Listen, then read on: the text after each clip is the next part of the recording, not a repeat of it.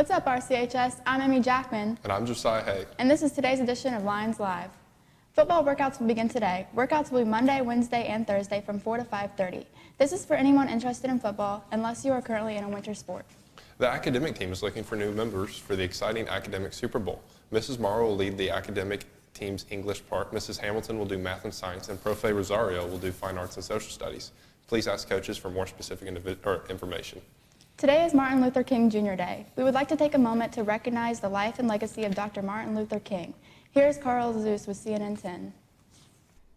The birth date of Dr. Martin Luther King Jr. was January 15, 1929, and that date became a holiday in some American cities and states in the years after he was assassinated. But when legislation was signed in 1983, making Martin Luther King Jr. Day a federal holiday, it was scheduled to be observed on the third Monday in January, and it's been that way since the first national observance in 1986. Though federal employees and many other Americans don't have to work on Martin Luther King Day, the U.S. government recognizes this as a day of service, a day on, not a day off, with the goal of encouraging Americans to volunteer to improve their communities. It's usually marked by speeches, marches, and other events attended by civil rights leaders and U.S. political figures. Dr. King, an American Baptist minister, felt that peaceful events like marches were the best way to achieve civil rights for African Americans. He founded the Southern Christian Leadership Conference in 1957. He led the March on Washington in 1963, where he delivered his famous I Have a Dream speech, and he was awarded the Nobel Peace Prize the next year. The man who in 1963 famously said that segregation and discrimination had kept black Americans from being free was himself awarded the Presidential Medal of Freedom 9 years after his assassination in 1968. And in honor of his civil rights accomplishments, we have a special feature on Martin Luther King starting right now. CNN 10 is collaborating with the AT&T Youth Voices Collective to help amplify youth voices. So today, in commemoration of Dr. Martin Luther King Jr., we'd like to welcome the students of the Harvard Diversity Project to share portions of some of Dr. King's most famous and influential speeches. The Harvard Diversity Project, based in Dr. King's own hometown of Atlanta, is a pipeline program that recruits, trains, and matriculates highly motivated black youth into a summer debate residency at Harvard. Let's hear from the students.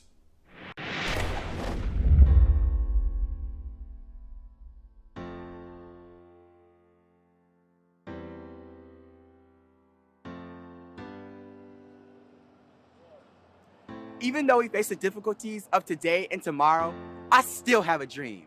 It is a dream deeply rooted in the American dream. We cannot walk alone, and as we walk, we must make the pledge that we shall always march ahead. We cannot look back. There are those who are asking the double T's of civil rights. When will we be satisfied? No, we are not satisfied, and we will not be satisfied until justice rolls down like water and righteousness like a mighty stream. How long will it take? Somebody's asking. How long will prejudice blind the vision of men? However difficult the moment, however frustrating the hour, it will not be long, because truth crushed to earth will rise again. How long? Not long, because mine eyes have seen the glory of the coming of the Lord. He has trembled out the ventures where the grapes of wrath is stored. He is losing the fateful lightning of his terrible swift sword. His truth is marching on. He has sounded forth the trumpet that shall never call retreat. He is sifting out the hearts of men before his judgment seat. Oh, be swift, my soul, to answer him. Be jubilant, my feet. Our God is marching on. Somewhere, we must come to realize that human progress never rolls in on the wheel of inevitability. It comes through the tireless efforts and the persistent work of dedicated individuals who are willing to be co-workers with God. And without this hard work, time itself becomes an ally of the primitive forces of social stagnation. And so, we must always help time and realize that the time is always right to do right. We mean business now, and we're determined to gain our rightful place in God's world. And that's all this whole thing is about. We aren't engaged in any negative protests or any negative arguments with anybody. We are saying we're determined to be men. We're determined to be people. We are saying we are God's children. And that we are God's children, we don't have to live like we are forced to live. Let us rise up tonight with the greater readiness. Let us stand with the greater determination. And let us move on in these powerful days, these days of challenge, to make America what it ought to be. We have an opportunity to make America a better nation.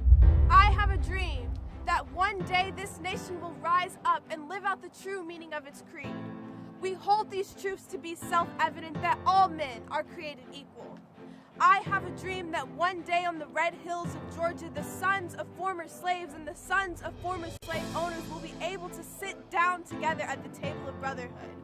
I have a dream that one day Mississippi, a state sweltering with the heat of injustice, sweltering with the heat of oppression, will be transformed into an oasis of freedom and justice. I have a dream that my 4 little children will one day live in a nation where they are not judged by the color of their skin, but by the content of their character. I have a dream today. And when we allow freedom to ring, When we let it ring from every village and every hamlet, From every state and every city, We will be able to speed up the day when all of God's children black men and white men, Jews and Gentiles, Protestants and Catholics, will be able to join hands and sing in the words of the old Negro spiritual. Free at last, free at last. thank God Almighty, we are free at last. For today's lunch, we're having corn dog, baked beans with cauliflower, and fruit and milk. Now let's go to Josh with a live weather update. Hello, everybody. I'm Joshua Foreman here for Lions Live. It's in the 20s right now. It should get up to, let's say, the low 30s, and I'd say they'll be down to the low 20s tonight. So the weather, that's perfect if you want to do snow angels, make a snowman, or just stay inside with the log and burning and drink some hot cocoa. Winter weather, you know? Now I'm gonna make some snow angels. Back to you. The wrestling team competed in the IAC Conference Championship Saturday. The following individuals placed at the conference meet. Tuff Tackett placed first in the 106 weight class. Adam Bausman placed third in the 126. Alan Bushy placed sixth in the 152. Garrett Bergen placed fifth in the 160. Matthew Comots placed fifth in the 170 weight class. Aaron Robinson placed fifth in the 182, and Ethan Bergen placed sixth in the 285 weight class. Congratulations. The wrestling team will next be in action on Tuesday. The Lady Lions fell to Pendleton Heights on Saturday with a final score of 52-55.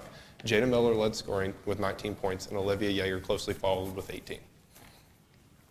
And that's it for today. Have a great day, RCHS.